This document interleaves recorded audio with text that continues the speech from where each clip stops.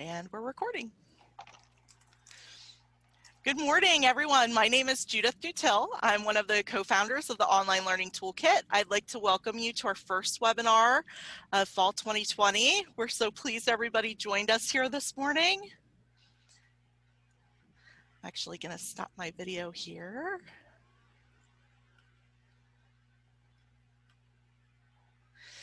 Before we get started, let's take a moment to familiarize ourselves with Zoom. The control panel is your control to turn your audio and video on and off, and you also have access to the chat panel that should be at the bottom of your screen. Feel free to use the chat panel for text chat with participants. Microphones and cameras should stay muted until the end of the presentation, at which point our presenter will kick off the Q&A portion of the presentation. This fall, the Online Learning Toolkit is hard at work connecting faculty around the world with support and resources they need to teach in online and remote environments. Throughout the year, we offer faculty-focused professional development webinars through our annual subscription and online campus development programs and workshops. And we're also hosting a community of practice called Fall on Call for remote and online educators, providing educators with live online teaching support from facilitators who are active online faculty, instructional designers, faculty developers, and experts in online learning and pedagogy. And speaking of online learning experts, we have a very special guest, Naya Bond, joining us to present on using the 3 C's to enhance online teaching and learning success. Naya's a seasoned online educator in English and general education courses. She currently serves as an online English adjunct and online faculty development facilitator. Naya is a PhD student at University of Maine and is studying online teaching and learning. You may have recently read pieces from Naya in Inside Higher Ed's University of Venus blog. And before handing things over to Naya, who's going to flip on her camera to greet us momentarily, I wanted to note that after Naya's greeting, we'll hear her presentation, and then there will be plenty of time for questions and answers at the end of the presentation. So I'm going to hand things over to Naya here, and if you would like to pop into chat and just let us know where you're from, that would be great too. We love to hear where people are joining us from. Thanks, Judith, and hi everyone. Thank you so much for joining us on this early Wednesday morning. We are having a fabulous day in Maine. We're finally into the not so hot and beautiful cooler mornings, so I'm thrilled to be here on this beautiful day with you and talk about 2 of my favorite things, online teaching and learning success. So hello to familiar friends and hello to new friends and faces. I can't wait to get started and talk to you about all things online teaching and learning today. Thank you so much, Naya. I am going to get started with your presentation here. We'll share it here in a moment. And then again, question and answers at the end.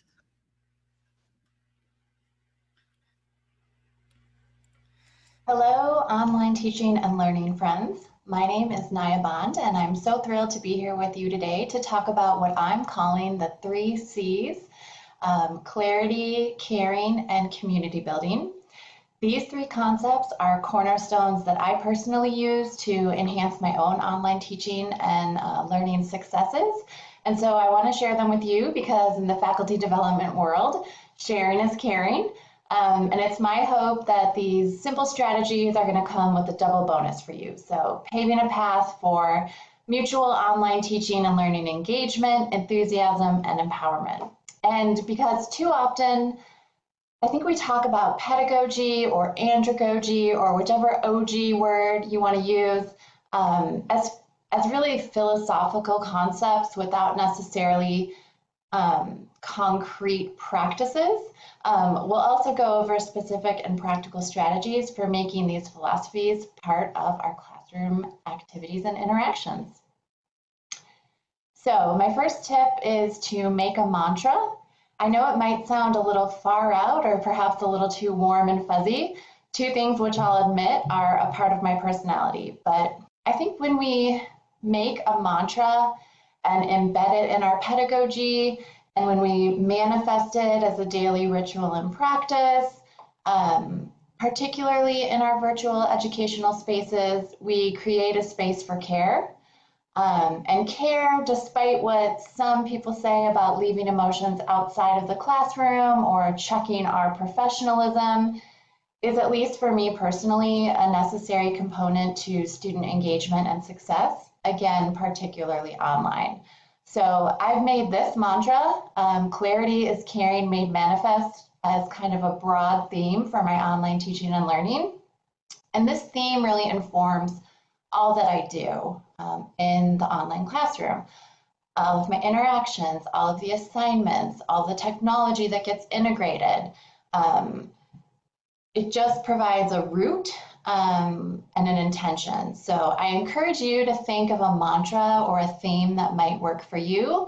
And if it's not warm and fuzzy, if it's something like structure is spectacular or we're here in this together, just go with it, go with your gut instinct, make use of it, make it intentional and integrate it.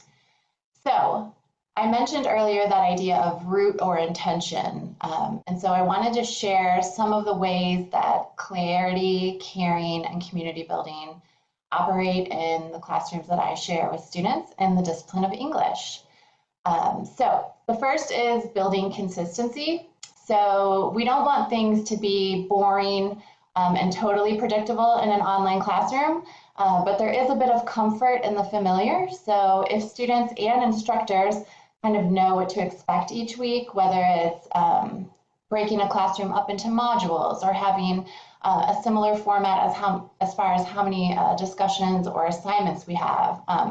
If students see that same structure somewhat, then we can eliminate unnecessary confusion and really enhance comprehension and competency.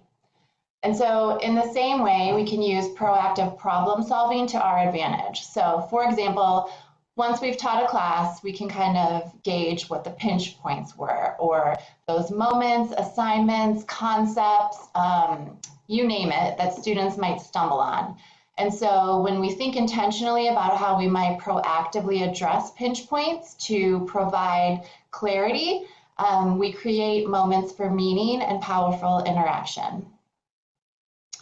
And then a third point is just to make sure that our interactions are positive and supportive. So ways that that might manifest in the classroom is through regular outreach, clear organization and structure, supportive feedback, and those course adjustments based on the pinch points, based on the evaluations, based on the outreach that we do. So we talked about how mantras can add meaning to different online teaching tools and techniques, but if you're like me, once you find something that works well for you, you might be tempted to take it a little too far. So a quick word of caution, I'm showing you here 3 mantras that I've developed for 3 different practices that I have online. So my teaching philosophy is enthusiastic, engaging, and empowering. And I actually create a very short YouTube video that I share with students that explains what those 3 things mean to me and what I hope it means for them and how I hope we come together based on those 3 concepts in the classroom. And then I have a specific community building technique just because community building is so important to me, and that's that as an instructor, I'll be present, persistent, and positive, and that modeling is what I hope will encourage students to be the same. And then I have a technology philosophy because even though I've been teaching online since 2008, you'd be surprised at how old technology at some institutions is, and also just with the plethora of technologies out there, how hard it can be to keep up. So my technology philosophy is simple, supportive, and sustainable. Now, this kind of goes against what I said earlier. Mantras can be meaningful, but too many mantras can muck it up. So it's really helpful if you kind of decide what areas are most important to you or what interactions, and then, use mantras carefully, but use them so that they provide that clarity and caring for your own practice, and then maximize the potential of your online teaching and learning success as a bonus. Like alliteration, which I just can't seem to escape as an English major, tip number 2 is probably at the heart of everything that I do online. And I'll say, in my humble opinion, I really do think it should be at the heart of every online interaction. I even wrote about this in Faculty Focus in a personal teaching essay, because I think it's really important to integrate it into our online teaching and learning. And so I think being present, persistent, and positive is a way for us to see students for who they are, to acknowledge them, to share that we see them as more than names and numbers on a screen, and that we care enough to be these 3 things in an online classroom. So, what do these concepts, what does clarity, caring, and community building look like as far as actual practices and not just philosophy? So first, it's important not to think about the 3 Ps, being present, persistent, and positive, as a one and done effort. So these are extended efforts. They should be evolving efforts as well. So any chance we have to welcome students persistently and frequently, give them autonomy and agency in our classroom, build those caring and community moments, we should take it. And these moments actually are possible before a course even begins. So how can we start strong with all of these things? A few quick tips. Send a welcome email or video. You might want to send 2, one that just kind of introduces yourself and explains what the course is going to be about, and one that actually shows students how to navigate the classroom, the important areas that they need to get to, the hows and whys of classroom function. So anticipate how to be clear about form and function before the course even begins. Collect a getting to know you survey. So we can learn a lot from the typical first week introductions, right? But if we can get students self-reflecting before the class even begins about what the class means to them, what their learning goals are, what their strengths they're bringing, what opportunities for growth they see personally, what their preferred names are, because not every learning management system makes it easy to know what a student's preferred name is. These are all important tidbits of information that we can collect before the course starts, and that can help make the entire course more seamless and student supportive. Now, I suggest releasing module overviews before the course begins. I know a lot of online instructors are hesitant to release the full class because we don't want to overwhelm students or ourselves. But if you have brief overviews of each module, it is really helpful for students to see a trajectory of the course, just so that they kind of know what to expect each week, and they can kind of see their pathway forward. So I encourage you to think about ways, even if you don't want to release everything, that you can kind of give an overview.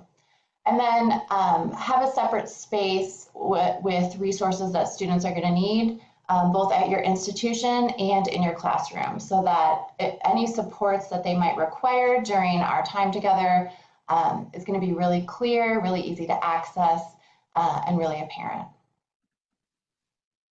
Now, we can continue these efforts while a course is in session, and we should continue them. And so ways that we can build community and connection and really see students. So a lot of people tend to say, well, what do students want? Or I really wish I knew what students thought about X assignment. And so I think there's some hesitation sometimes to actually go directly to the source, but I'm going to encourage you to do that. So solicit student feedback.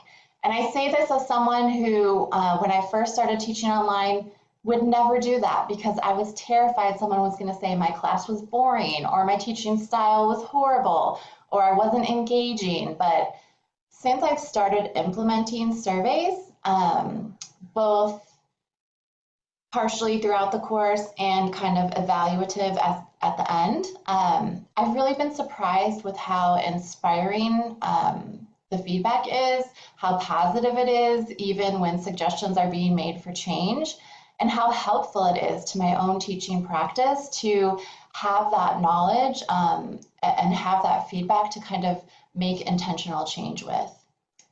Another way to engage students early and often is to provide individualized comments and connections. So we're all busy, templates exist for a reason, but any chance you have to really individualize the comments and the learning experience, even if you're building off a template, it's just all the better.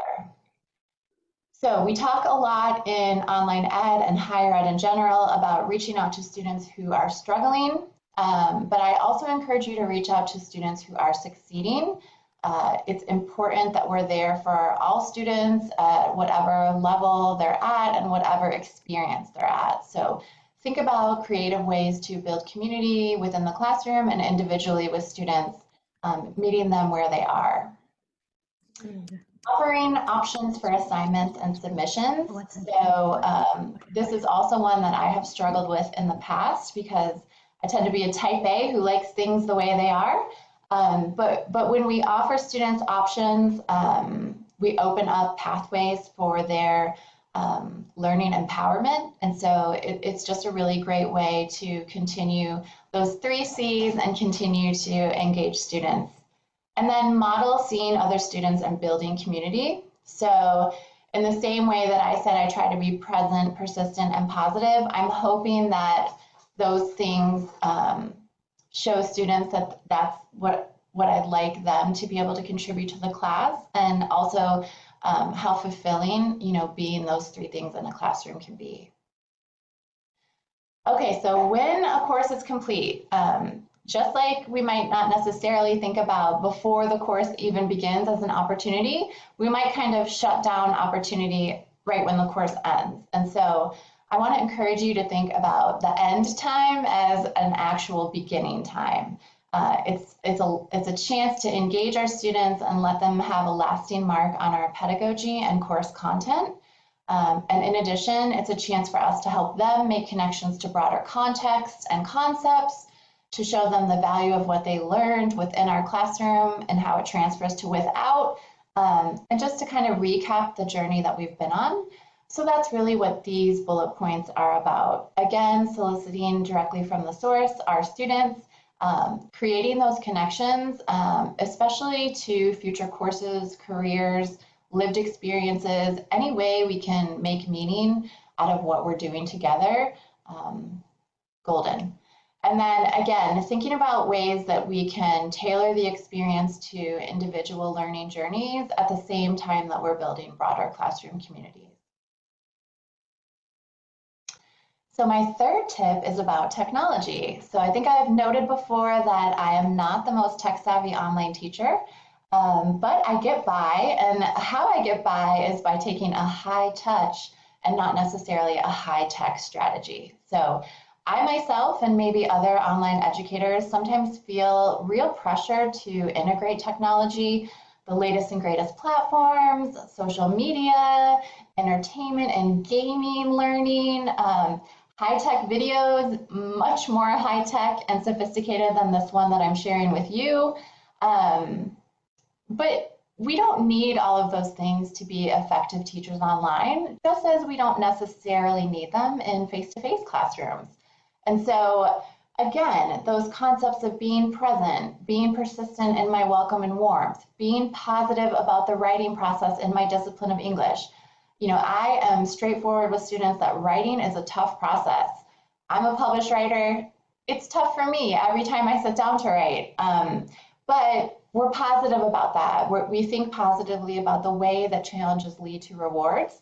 And we celebrate our accomplishments together in class. So we can do this through technology, but we can also do this through those 3 C's that we've been talking about so far, through building community, through providing clarity, and through being consistent in our online spaces and places.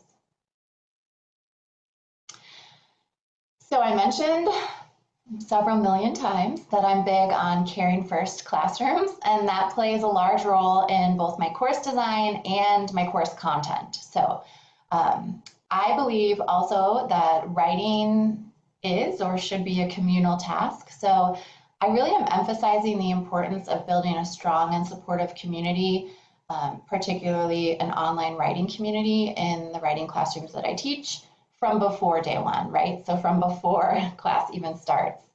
Um, and I'm in the classroom frequently. I want to say a quick caveat with boundaries. I always take Saturdays off. I tell students that I need at least 24 hours during the week to respond and 48 on the weekend. But I'm in there, I'm present, I'm persistent around those boundaries. And boundaries are beautiful, so do make sure to establish yours. And so I infuse all of these elements, particularly my high touch element, intentionally. So I lead the classrooms that I'm a part of with the Caring First pedagogy. I emphasize the importance of community and collaboration, particularly to writing classrooms. I have really interactive and intimate relationships with students in the sense that writing is extremely vulnerable. And so sharing out our writing, which we do in the classrooms that I teach, is an intimate act, right? So we're upfront about that. And then again, being very clear about what my teaching philosophy is and how that threads throughout everything that happens in the classrooms I'm a part of. So I encourage you to think about your high touch, and maybe it is technology. Maybe you are way more tech savvy than me, and so you can integrate more technology more carefully and considerately than perhaps I could. Whatever your high touch is, name it, notice it, and then infuse it intentionally into everything that you do online.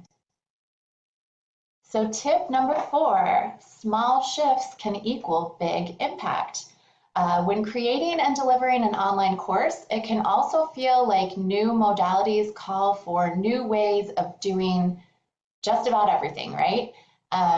But for me, those core C's and those core parts of my teaching philosophy and my mantras, they really are the same whether I'm face-to-face or online.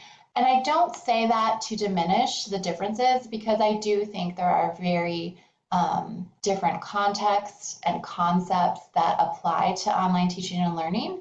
But there are also things that kind of like remain at the heart of my teaching soul, and the learning interactions that I hope to inspire. And so things that change aren't necessarily those big concepts, but smaller things, smaller swaps and shifts that I would implement online. And so I'd like to talk to you a little bit about what that looks like practically. So I, again, am guilty of alliteration here. Start small with 3 things: supporting students, building in structure as a form of care, and shaking things up. So how can we support our students? I say support them online through structure. Now, again, we don't want everything to be exactly the same. We don't want everything to be entirely predictable. But when we are intentional about structure and clarity, we create a potential for more positive online teaching and learning experiences. So ways that we might do that: create microlectures. Students are probably not going to watch extremely long videos. So if you can create a short, brief, concise, and clear video, again with the clarity, on a topic or a concept, especially if you've noticed that it's a pinch point before, or a weekly overview just to help students understand what's going to be happening that week in your classroom, you can kind of increase and up the success ante. Chunked content. So again, in the same way that we think about condensing video, condense content. So we have to be really careful, because at the touch of our fingers online, we can connect to so many spaces and places and so much information that we can experience cognitive overload, and so can our students. So chunk content, be really intentional about what's being assigned, what has to be read. that the things we're putting into our classroom are actually integrated into the assignments and activities and prompts and quizzes, that everything connects carefully. So I talk about artificial intelligence as a support and outreach assistant. There are many in the online world for very justified reasons who are skeptical of artificial intelligence. And I will say that since I've already mentioned that I'm not super tech savvy, I'm not doing anything extremely sophisticated, but the LMS that I use at my institutions does have the ability to create, say, weekly announcements. So if there's a specific due date for an assignment and a student misses that due date, I can program the system to send them a very supportive and caring note asking them what, how are things, if they have any questions about the assignment, reminding them of the due date. And so that's just one thing I don't have to do manually. It can just be done automatically. And it's a form of support. It's a form of structure. It's a form of care. I can always follow up individually one by one, but sometimes things that are most effective are also most efficient. So I would encourage you to think of ways that you might integrate, if it's not artificial intelligence, ways that you might integrate student support, whether it's keeping track of things on a spreadsheet, or keeping track of participation or assignment submissions, however you want to do it, however tech savvy you are and high tech you want to go. Again, the important thing is to be high touch. I can't emphasize enough the importance of allowing options for assignment submission and format. This is not only to increase student engagement, but also student success. And so those two things kind of go hand in hand. And then switch things up even just a little. So I've given this example before when I've talked to faculty, but I kind of love to share it because it really does emphasize how small changes can have that big meaning that we were talking about earlier. So I teach a very formal argument writing course, an English 102 course, and even though it's online, we are still doing like traditional Word document submissions. But I did notice that for some reason, when we came to the annotated bibliography for multiple semesters in a row, students were just really struggling with that assignment. And so they weren't getting everything that they needed out of it to move to the next part of the paper process, which is the outline and drafting process. So they weren't understanding really how to evaluate sources, how to think about sources in tandem with their argument, how to synthesize sources with their own ideas. And I was racking my brain trying to think about what I could do to fix that pinch point, right? To be proactive about problem solving when it comes to the pinch point. And, my first thought was multimedia assignments or some kind of crazy new technology that I would have to go research and figure out how to integrate and make seamless for my students' understanding and comprehension. And then I just decided to go simple. So every student at my institution has access to PowerPoint. It comes free with their education, and I'm really big about using technologies that students have access to for free. And so I decided to make an annotated bibliography in PowerPoint. So I did, create a prompt with pretty specific guidelines and tasks as far as how to evaluate the source, what to do on each slide, how many sources to discuss.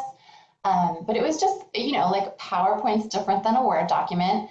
And students mostly have familiarity with PowerPoint because it is used in the K through 12 setting these days. So not only did they have access to it, but they had familiarity with it. So it kind of was a double bonus that way.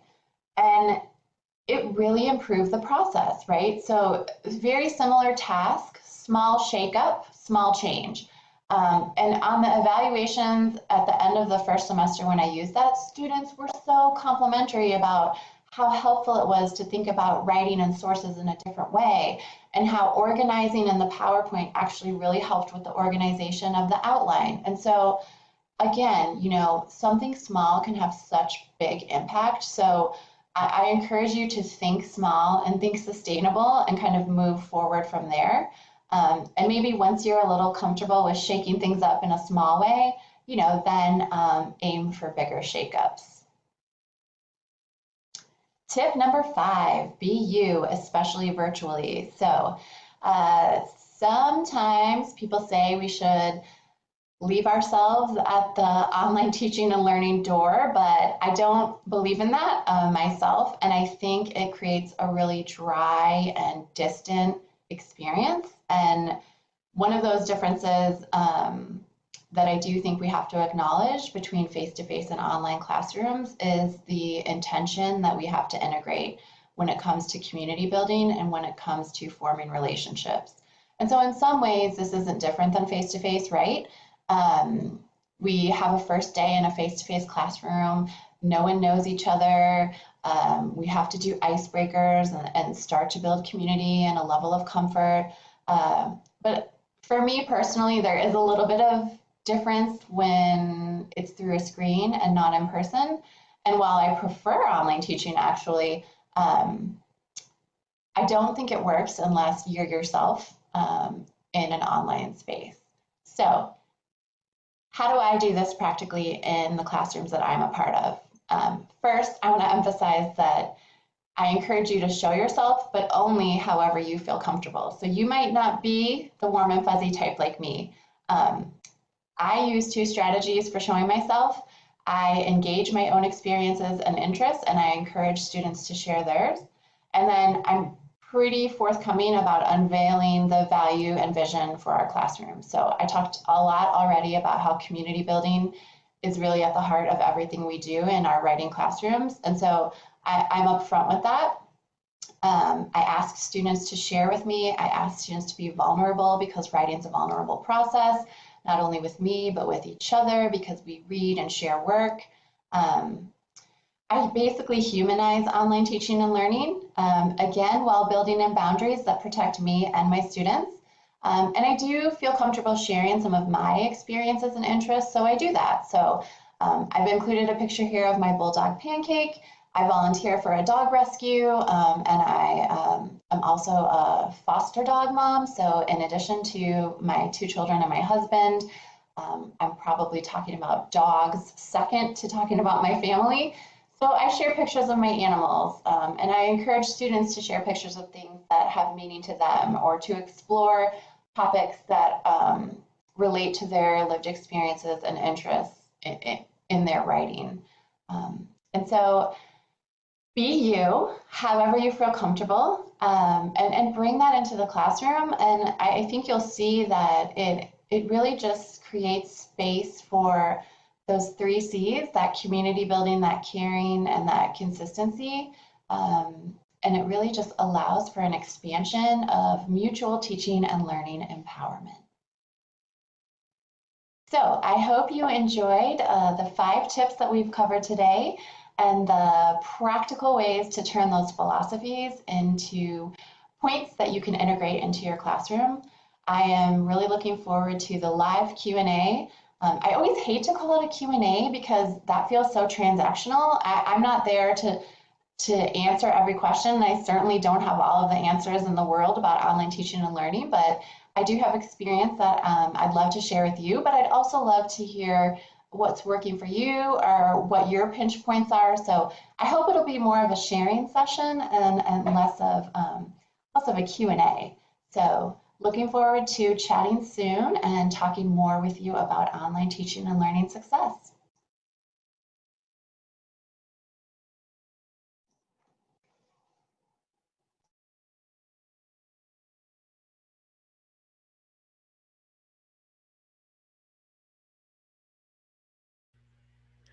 Greetings, everyone. I'm Melissa, and we are going to go ahead and get kicked off into our sharing session, as Naya so aptly put it.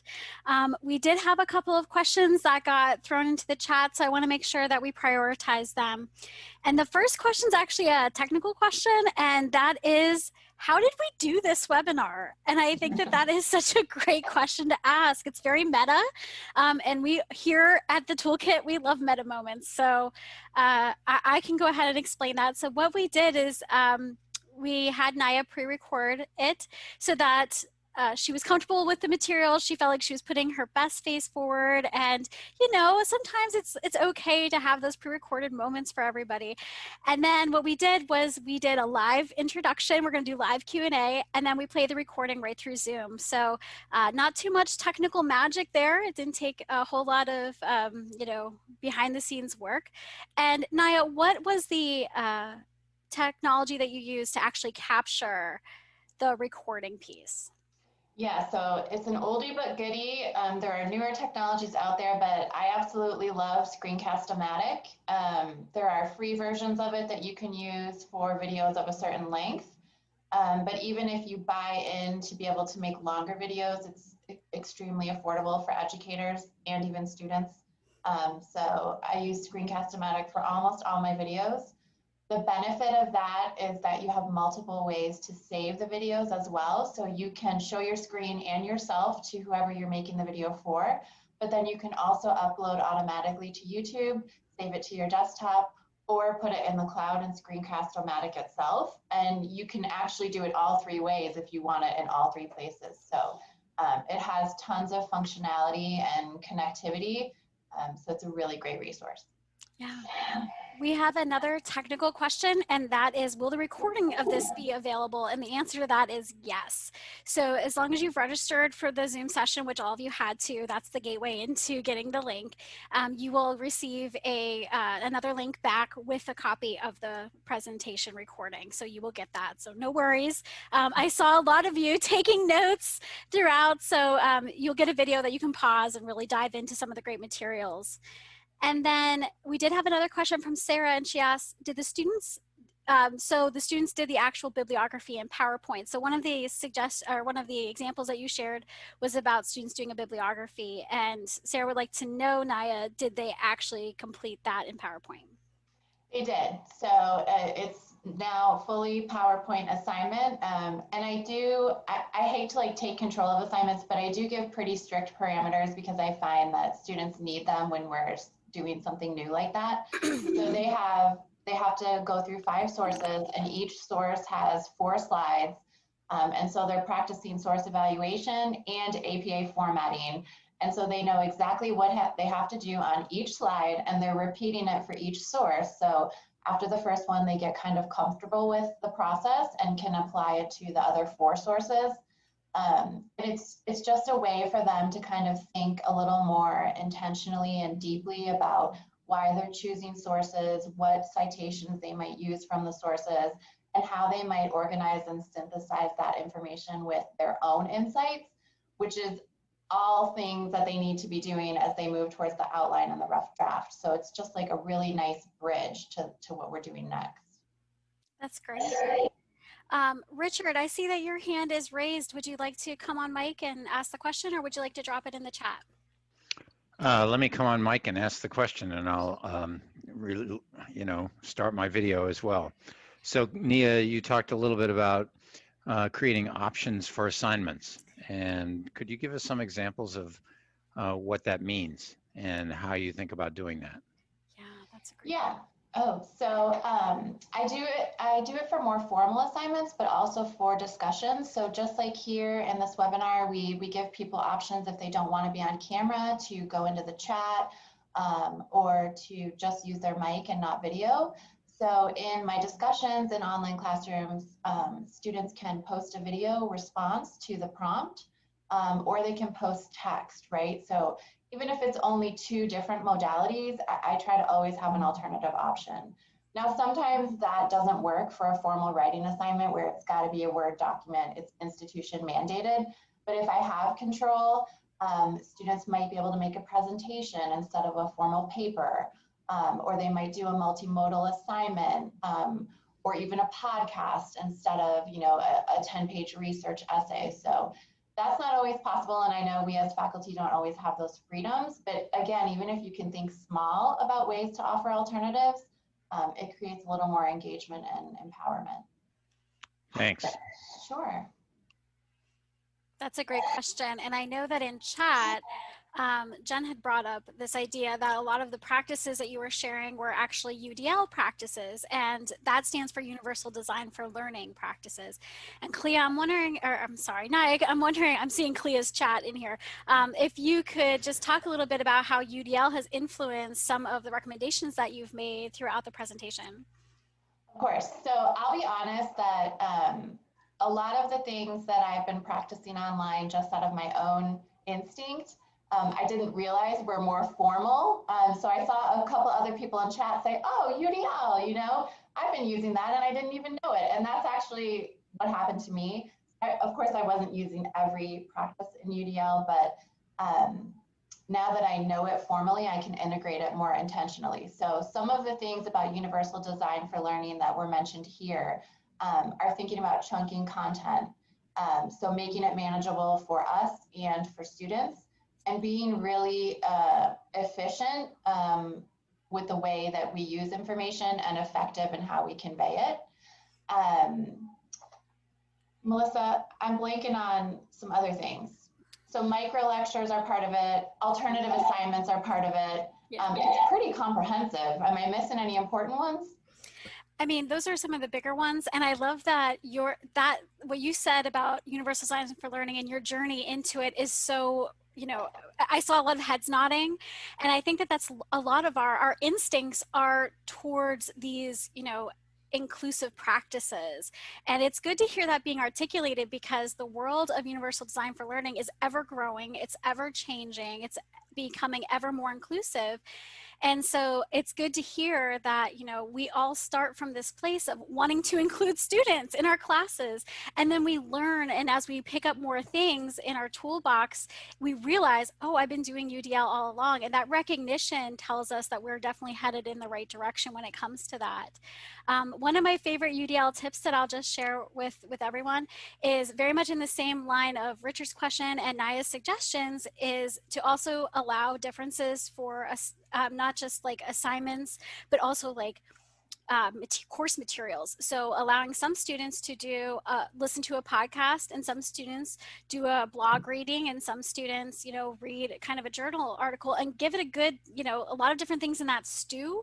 And what it actually helps is it helps to create a more vibrant discussion in your classes, because students have not all read the exact same thing and are coming in with the exact same comments and conversations. They're coming in maybe with different perspectives or different things that they picked up with the different materials. So that's something that you can try in your own classes. And it's also a really good, you know, UDL practice, because maybe a student does have time to sit down and read a blog post, but maybe that same student next week has all kinds of things that are going on in their lives, and it's easier for them to actually listen to a 30-minute podcast as opposed to read a 5-minute blog post. So, you know, varying it is always a good practice there. So thank you for sharing that. That's great. We do have another question, and that question is from Nicole, and she says, I do ask students for feedback at the end of the course with my own personal survey, but I find very few are motivated to complete it, even though I explain that I will use it to adjust, improve my teaching the following week. Any suggestions on how to get more feedback from them? And we also struggle to get students to complete the formal, the formal evaluation at the end of the semester. So Naya, do you have any suggestions there? Yeah, so it involves maybe a little more work, but I think if we can front load and integrate that self-reflection throughout the course and get students in the practice of contributing their ideas regularly, whether 4 points or not, then when it comes time for the end survey, we might have stronger results and participation. So if you can think about ways to have students reflect on their own learning journey, their goals for the course, their goals for whatever objectives are part of the discipline that you're all engaging, and build that in intentionally, even into each week or just at regular intervals, not just the endpoint, then I think sometimes more participation on those end surveys can be had. Yeah. And anyone else who has ideas, feel free to share too. Well, and you bring up this really great point that students have basically been socialized that if they answer something like this, you may not really listen to it, or, you know, it's just part of the course of the things that they have to do. It's another thing they have to tick off their checklist. But what I love what you're doing is you're re-socializing them, and you're showing them that actually these things have importance to you and that you take them seriously. And I think that that's really smart. And I love the idea of, you know, offering maybe points at the beginning and then tapering that off, just as a way to, you know, have them walk through that first threshold and see that you're genuine in your desire to have that feedback. So that's amazing. Thank you. I did not see any other questions, and I know that we're running up on our 15 minutes of Q&A, but I do want to leave, does anybody want to have the last question? Anybody have a burning question that they didn't get answered? I'm scrolling feverishly through the chat. No, I don't see anything. Well, thank you all so much for coming and for sharing your thoughts, your ideas, your perspectives.